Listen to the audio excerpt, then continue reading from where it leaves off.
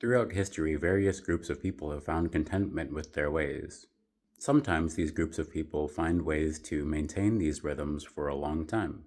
The people around them might learn and join, or learn and try to destabilize. Neighbors that try to destabilize each other are less likely to exist for a long time, unless their efforts to destabilize are actually stabilizing.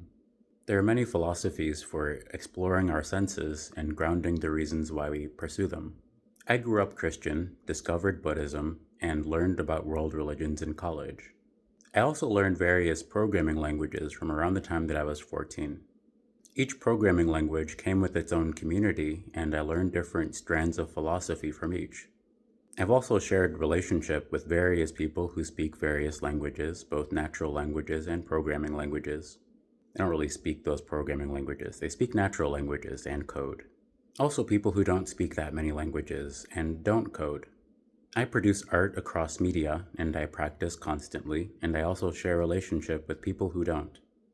Some people cling to beliefs which are actually just familiar language.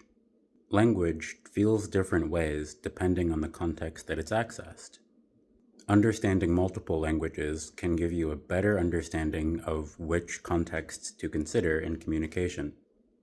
Sharing relationship with a variety of people can give you practice communicating with a variety of contexts. Each programming language is useful for generally, they're all kind of useful for all of the things that you can do with them, but they feel different ways. So along the axis of your intent and your basically your embodied sense of how much attention you devote to a specific feeling or sentiment or context. Each linguistic channel provides you with different ways to release this intent, different ways that you can release and channel your intent. It's helpful to have an anthropological relationship to these linguistic structures because it helps us learn them. We will always be able to define new languages to describe abstract structures, though it's going to be perhaps more difficult. It depends. It might be more difficult to establish an understanding of any anthropological basis before anything exists. Although this can be a great time to start collaborating with people who are entering the same journey that you are. So if you do build your own language, you might model it after one that's pretty small, like a toy language, and you might practice implementing it with your browser.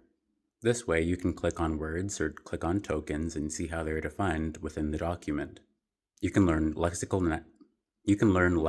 analysis and how to write a parser. I would recommend asking ChatGPT to help you with these though.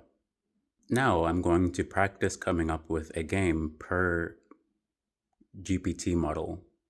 I'm going to work on coming up with a game per model so we can work through specific ideas together. And this is how we can build an ecosystem.